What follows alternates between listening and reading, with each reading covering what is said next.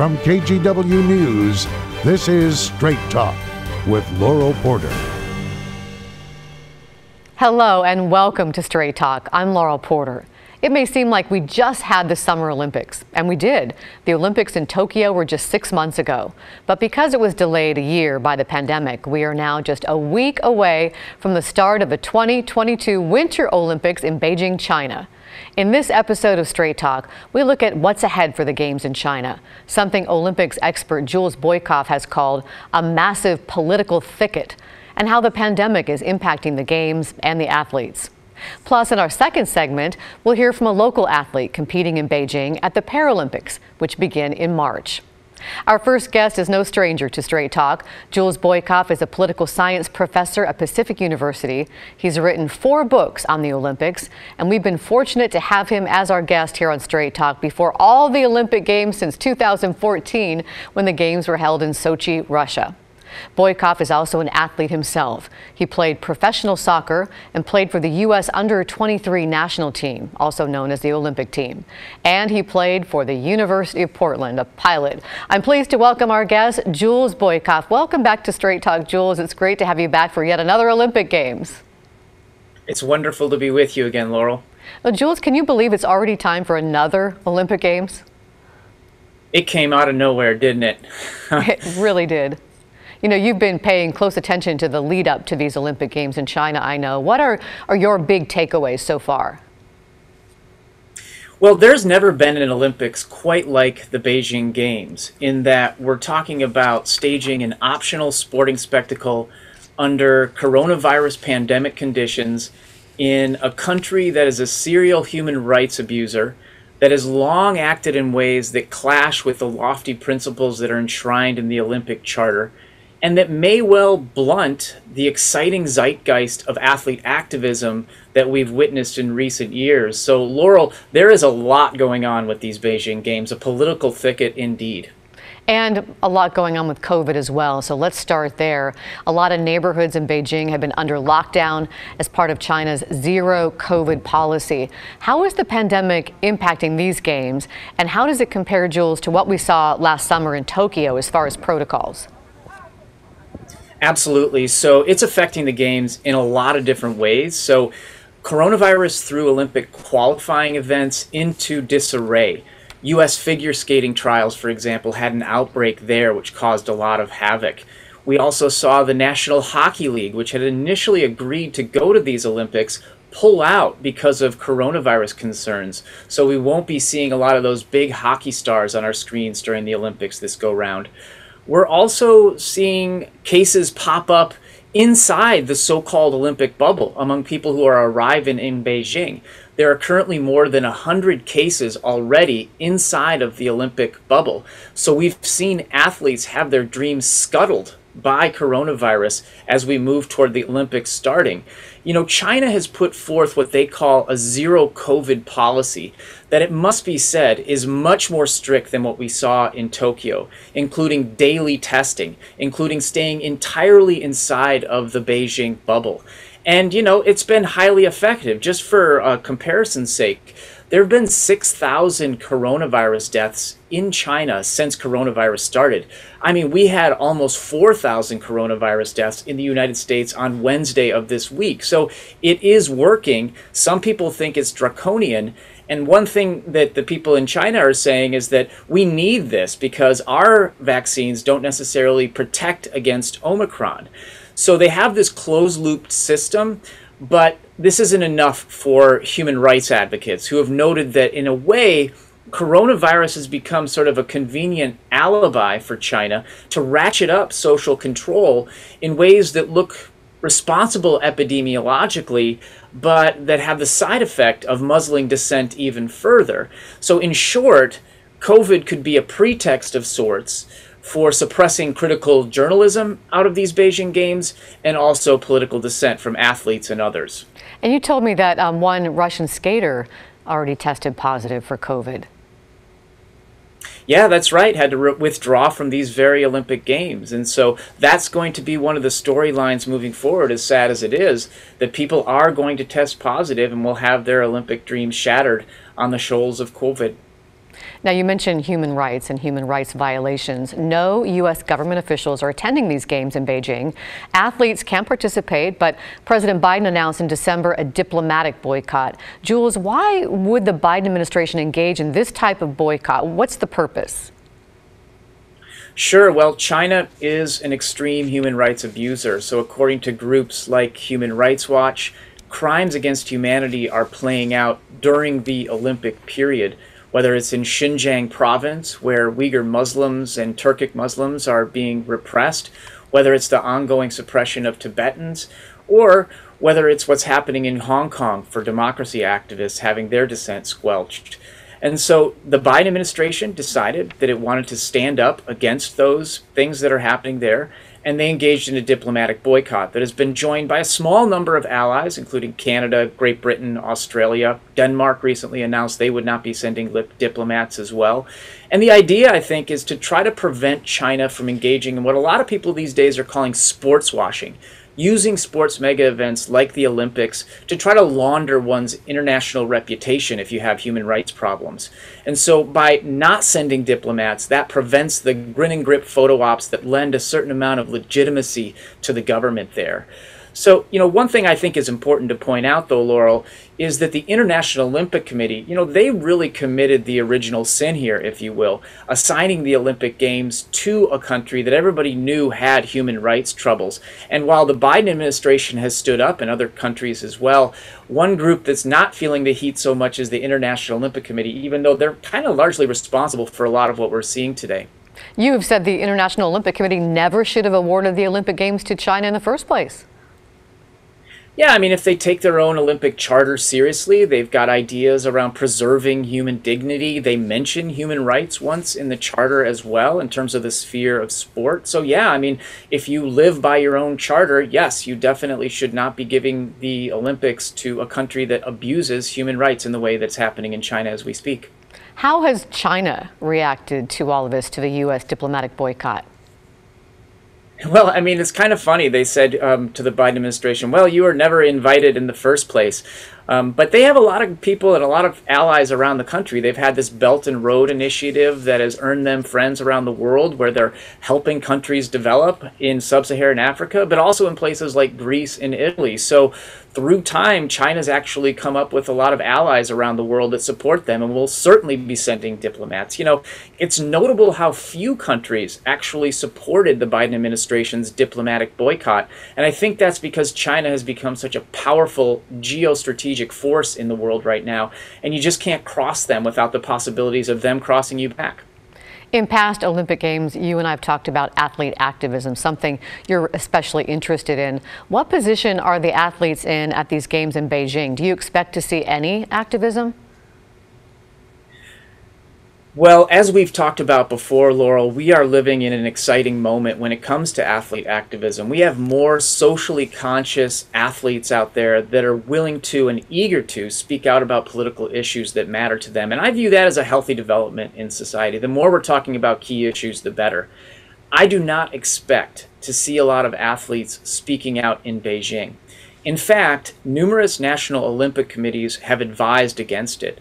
One athlete group that I think is particularly interesting and cutting edge, an international athlete group called Global Athlete, they've also advised the athletes that they work with to just wait until they get home to speak out about politics. So we will see the muzzling of potential dissent here as we move into Beijing. And it's unclear really what role censorship will play. Some journalists and some athletes are taking precautions like bringing burner phones and laptops. That's right. In fact, national Olympic committees are advising athletes to bring burner phones and laptops, use them, and then just ditch them there in China. Same for numerous journalistic outfits. And so this just shows the seriousness of the situation. Everyone who arrives in China for the Beijing Olympics has to have an app on their smartphone, which allows for testing for coronavirus to be then uploaded into a bigger database.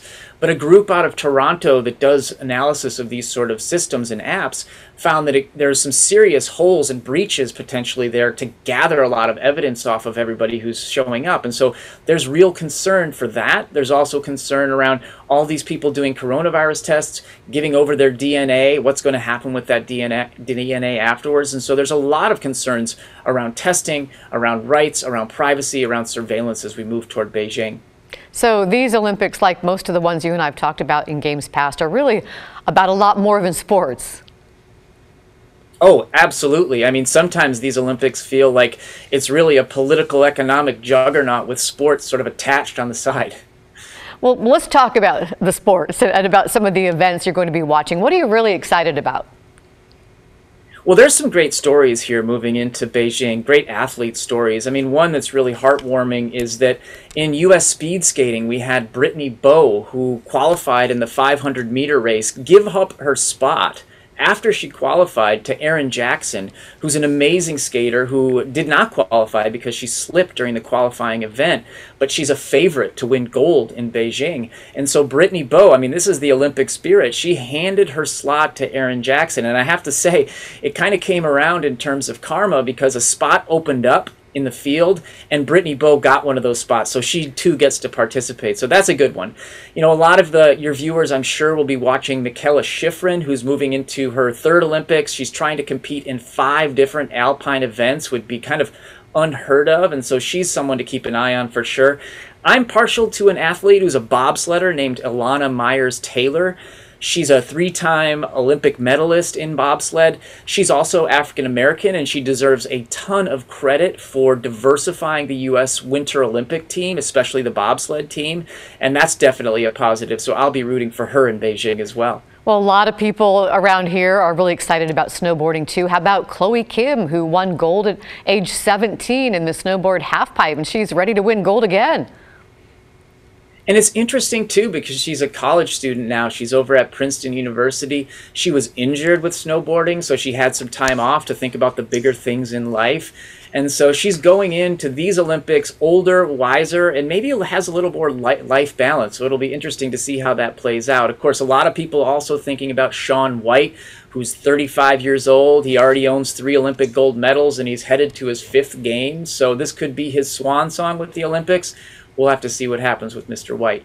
Well, I want to bring up an essay that you wrote because we have a little bit of time to talk about this, about an athlete from Ghana struggling to represent Africa at their Winter Olympics in Beijing. And the IOC is denying Akwasi Frimpong the opportunity to compete in the skeleton event. Why? What's the story there? Well, Akwasi Frimpong has an incredible story to start with. He emigrated to the Netherlands at a very young age, where they found out quickly that he was a very fast runner. And so sporting officials in the Netherlands tried to figure out a way of getting him to be a legal citizen, or at least legal to run for the Netherlands. They did that. He ran. He cranked out his Achilles tendon, injured it, ripped it, and then changed gears to the skeleton event and became a became a skeleton athlete for Ghana. So he represented Ghana in the 2018 Olympics. He did pretty well, you know, not as well as he wanted to, but he's only improved his scores, and he was Beijing bound. He was about to qualify in an event in Germany, and unfortunately he got coronavirus, so he couldn't participate in that. Couldn't go to Beijing, so he asked for a special exemption from the International Olympic Committee, given everything happening in the world. And unfortunately, they said no. It would have been wonderful to have him there, but alas, we will not get to see Akwasi Frimpong participate in the skeleton. He's remained upbeat. He says he's feeling down about it, but he's not shattered, and he's supporting athletes from Africa, like a skier from Ghana, who he's hoping does well. But just a class act, Akwasi Frimpong, and you can't help but root for the guy and wish him the very best. We sure do. I'm sorry to hear he won't be competing. Well, maybe the best feel-good story of these games so far, almost 3 decades after the hit movie Cool Runnings, the Jamaican 4-man bobsled team has qualified for the Winter Olympics. And the last time a 4-man Jamaican bobsled team qualified was 1998 in Nagano, Japan. And that's pretty exciting. It is. You know, everyone in Jamaica is pumped about it. Same for Trinidad and Tobago. They're sending a bobsled team as well. And, you know, that really is sort of the spirit that the Olympics are trying to go for, bringing in athletes from around the world. With the Winter Olympics, it's much more difficult, so we don't see it quite as much.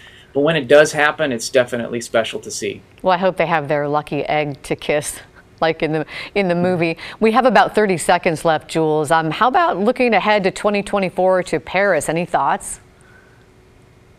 Sure. Well, I mean, for starters, it's going to be a totally different Olympics. They're talking about doing some of the events in very public spaces, trying to open it up to a lot of people that might not be able to afford a ticket to the event. There's also a really interesting group of anti-Olympics activists there that are trying to raise questions around these Olympics. You know, we've talked before, Laurel, about how the Olympics bring with them some serious social issues: overspending, gentrification, forced eviction, militarization of public space, greenwashing. And so activists in Paris are trying to raise up those questions and leverage some real gains for locals there as the Olympics move into town. Well, that's all the time we have, Jules. Thank you so much for joining us again for Straight Talk on another Olympic Games. My pleasure. Thanks for having me, Laurel. And when we come back, we meet Rico Roman. He's a two-time Paralympic gold medal winning sled hockey player from Portland, Oregon, and a member of Team USA. He tells us about his Paralympic experience and what he's looking forward to in Beijing. We're back in 2 minutes.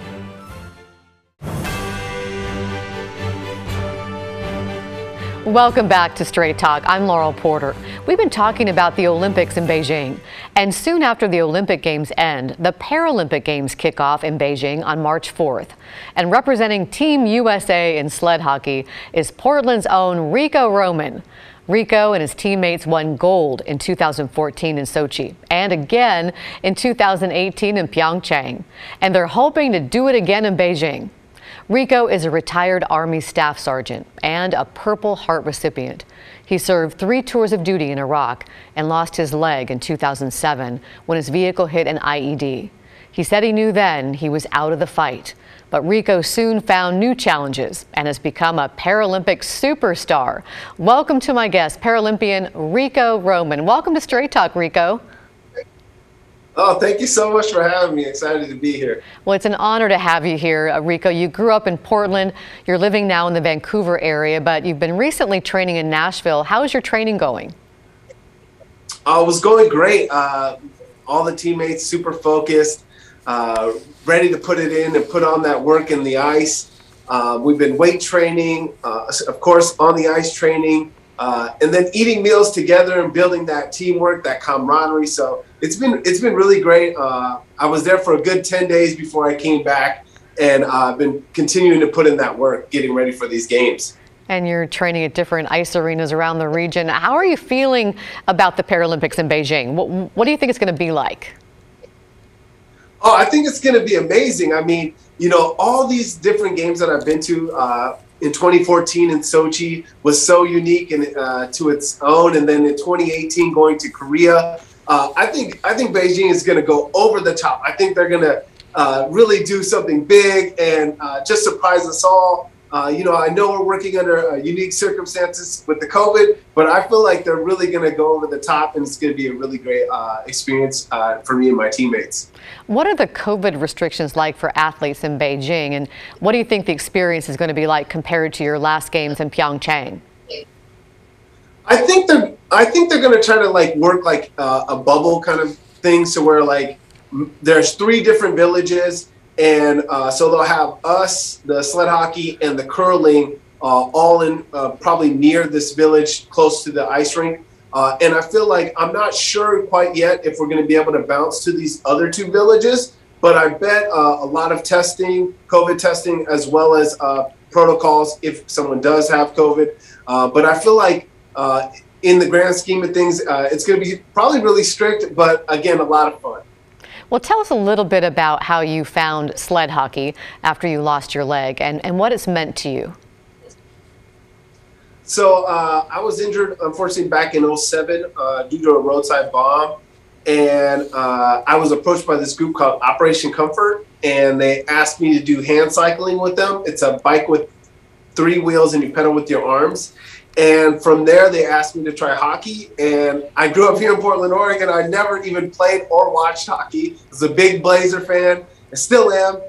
And didn't even want to give it a shot. But I went out there with my teammates and got on the ice, and I was instantly hooked. I think the thing that kept me with the team the most, though, was that locker room. You know, when I started with Operation Comfort there in Texas, I was still doing rehab. And you had some guys that stayed in the military and some guys that retired out of the military, or like myself, I was still doing rehab. And I thought, being injured and separated from my guys, this locker room really gave me that sense of bond and teamwork back, and found out it was a Paralympic sport through my coach. And he said, hey, you should try out for our Paralympic team. This was in 2010. And I said, wow, this guy thinks I can make the Paralympic team. So I went and tried out, and I didn't make the team. I got I got a little slice of humble pie, but it really, really lit that match, and I really wanted to be a part of it and just really put in the work on the ice, lifting weights, working out with my teammates on the ice, and made the team the following year, and have been on it pretty much the last almost 12 and a half years playing at the national level. Well, what was it like to win those 2 Olympic gold medals? I get goosebumps just thinking about it. I mean, the first time in 2014 was something special. I mean, my kids had been there with me through the whole ordeal of, being injured overseas, rehabbing, took almost 2 years. And then, to put in another 4 years into the hockey, because I got in there right after 2010. And so they got to see me and progress in the hockey, and to win that gold, and to see and look up in the stands and see their faces. And that's the thing that got me the most, was holding that gold, seeing their smiles, and knowing that they were with me in that moment. I think that was one of the greatest feelings you could ever feel. And all the people that helped me get there. I could not do this without groups like Operation Comfort, without all the people that adaptive sports. So I definitely at that moment was just blown away, and then to do it all again in 2018, and hopefully here in 2022, we'll see. We got a lot of work ahead of us, and we're definitely going to give it all we got out there on the ice.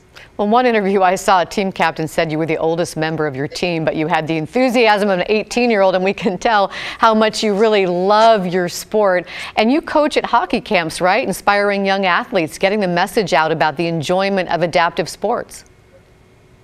That's correct. Yeah, I've been so fortunate. Right before our national tryouts for the Paralympic and the national team, we run a camp, development camp, and we bring out the top players throughout the U.S. that play on different club teams, and we have them on at least 4 different teams, and they have a Paralympic coach coaching them, and it's so awesome to see them competing, to see them get better every year. I had not been there, coaching in like 6 months, almost 6 years, and to come back to it this last year and coach it and see how big some of these kids got. I mean, just as tall as me, and right there gunning for a Paralympic spot. So I feel like it's so awesome, and to see the sport grow so much. The Krakens right here in Seattle having a team, and also helping out their sled hockey team. I can't wait to get on board and be able to help them as well. So you'd like to be a part of that Kraken sled hockey team.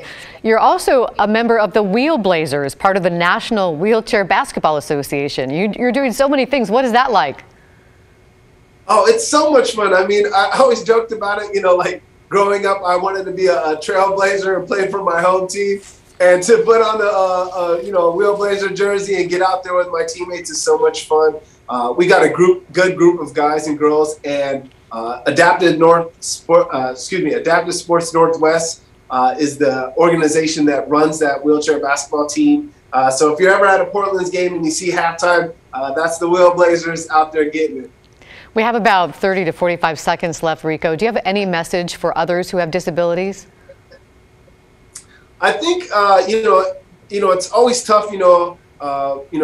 For me, I got a disability later on in life. And some people are born with disabilities, and I think one of the good messages is to try anything. Try it all. Like, I didn't know I'd be here, 12 years later with 2 gold medals playing Paralympic sled hockey. But it wouldn't have happened if I wouldn't have just tried it out. So you might not know something, you might not be the expert matter at it, but doors open for a reason, and it's like you have to walk through them to find out what's on the other side. Well, we're glad you did, and we'll be watching you in the Paralympics beginning March 4th in Beijing. Thank you, Rika Roman. Thank you for joining us. Thank you for your service to our country, and good luck in Beijing. We hope you bring home the gold. Thank you so much. Go Team USA. And thank you for watching. We're off for the next few weeks for the Olympic Games, airing here on KGW. Enjoy the games, and we'll see you again in 3 weeks for Straight Talk.